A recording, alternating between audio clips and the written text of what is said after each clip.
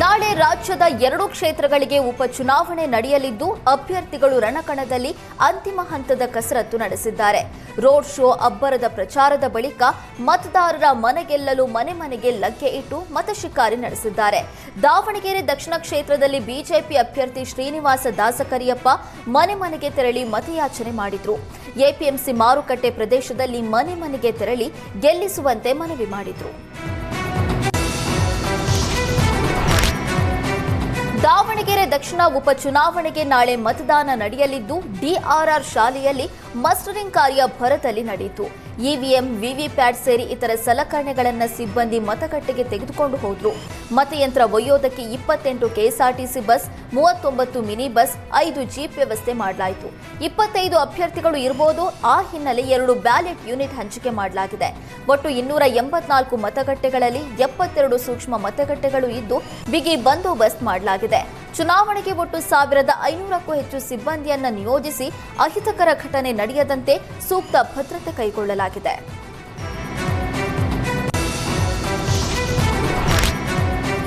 ರಾಜ್ಯದ ಉಪಚುನಾವಣಾ ಕಣದಲ್ಲಿ ಬಹಿರಂಗ ಪ್ರಚಾರಕ್ಕೆ ನಿನ್ನೆ ಅಧಿಕೃತವಾಗಿ ತೆರೆ ಬಿದ್ದಿದ್ದು ಅಂತಿಮ ಹಂತದ ಕಸರತ್ತು ನಡೆಸಿದ್ದಾರೆ. ನಾಳೆ ಮತದಾನ ನಡೆಯಲಿದ್ದು ಮತದಾರರ ಅಭ್ಯರ್ಥಿಗಳ ಭವಿಷ್ಯ ಬರೆಯಲಿದ್ದಾರೆ.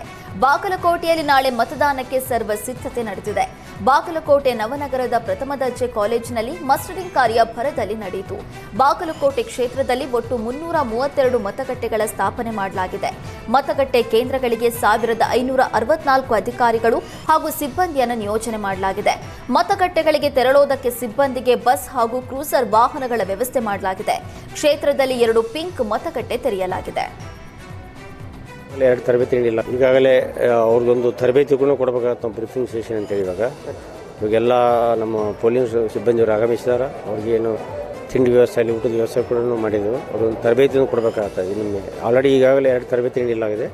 ಇದೊಂದು ಹೆಚ್ಚುವರಿಯಾಗಿ ಚುನಾವಣಾ ಆಯೋಗದ ನಿರ್ದೇಶನಕ್ಕೆ ಇವತ್ತು ಕೂಡ ತರಬೇತಿ ಕೊಟ್ಟವರಿಗೆ ಏನು ಸಾಮಗ್ರಿಗಳು ಇರ್ತಲ್ಲ, ಅವಶ್ಯಕ ಇರುವ ಸಾಮಗ್ರಿಗಳು ಅವ್ರು ಕೂಡ ಅವ್ರಿಗೆ ಹಸ್ತಾಂತರ ಮಾಡ್ತಾ ಇದ್ದಾರೆ. ಪ್ರಕ್ರಿಯೆ ನಡೀತಾ ಇದೆ. ಇವಾಗ ಈ ಒಂದು ಚುನಾವಣೆಗೆ 1564 ನಾವು ಪೋಲಿಂಗ್ ಸ್ಟಾಫನ್ನು ಹಾಕಿದ್ದೆವು. ಒಂದೊಂದು ಪೋಲಿಂಗ್ ಸ್ಟಾಫಲ್ಲಿ ಪ್ರಿಸೈಡಿಂಗ್ ಆಫೀಸರ್, APR, ಇದ್ರ ಪೋಲಿಂಗ್ ಆಫೀಸರ್ಸ್ ಇರ್ತಾರೆ. ಅದೇ ರೀತಿ ಯಾವ್ಯಾವ ಸೂಕ್ಷ್ಮಗಳಲ್ಲ ಹೆಚ್ಚುವರಿ ನಾವು ಪೊಲೀಸ್.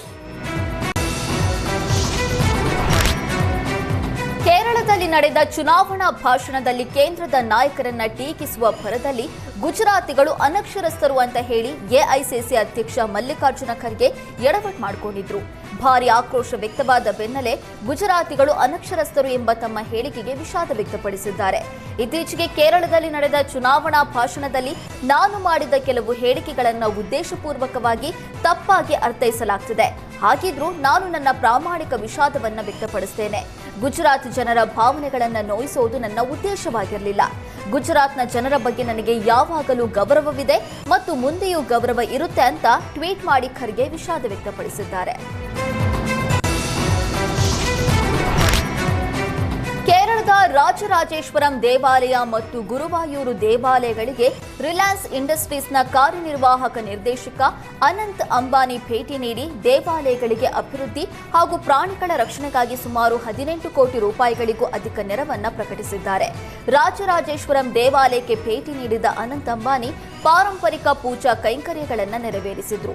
ದೇವಾಲಯದ ಜೀರ್ಣೋದ್ಧಾರ ಕಾರ್ಯಗಳಿಗಾಗಿ ಅವರು 3 ಕೋಟಿ ರೂಪಾಯಿಗಳ ಚೆಕ್ ಹಸ್ತಾಂತರಿಸಿ ಐತಿಹಾಸಿಕ ಪೂರ್ವ ಗೋಪುರದ ಪುನರ್ ನಿರ್ಮಾಣಕ್ಕಾಗಿ ಹೆಚ್ಚುವರಿಯಾಗಿ 12 ಕೋಟಿ ರೂಪಾಯಿಗಳನ್ನು ನೀಡೋದಾಗಿ ಹೇಳಿದ್ದಾರೆ. ಇದಲ್ಲದೆ ಗುರುವಾಯೂರು ದೇವಾಲಯದ ಆನೆಗಳ ಆರೈಕೆಗಾಗಿ ಅತ್ಯಾಧುನಿಕ ಆಸ್ಪತ್ರೆ, ಆನೆಗಳಿಗಾಗಿ ಆಧುನಿಕ ವಸತಿ ವ್ಯವಸ್ಥೆ, ಆನೆ ಸಾಕೋದಕ್ಕೆ ತಾಂತ್ರಿಕ ಬೆಂಬಲ ನೀಡೋದಾಗಿ ಭರವಸೆ ನೀಡಿದರು. ಈ ಸಂದರ್ಭದಲ್ಲಿ ಮಾತನಾಡಿದ ಭಾರತದ ದೇಗುಲಗಳ ಕೇವಲ ಪ್ರಾರ್ಥನಾ ಸ್ಥಾನಗಳಲ್ಲ, ಅವು ಪ್ರಕೃತಿಯೊಂದಿಗಿನ ಸಂಪರ್ಕ ಕೇಂದ್ರಗಳು. ಈ ಪವಿತ್ರ ಪರಂಪರೆಯನ್ನ ಮುಂದಿನ ಪೀಳಿಗೆಗಾಗಿ ಸಂರಕ್ಷಿಸುವುದು ನಮ್ಮೆಲ್ಲರ ಸಾಮೂಹಿಕ ಜವಾಬ್ದಾರಿಯಾಗಿದೆ ಎಂದರು.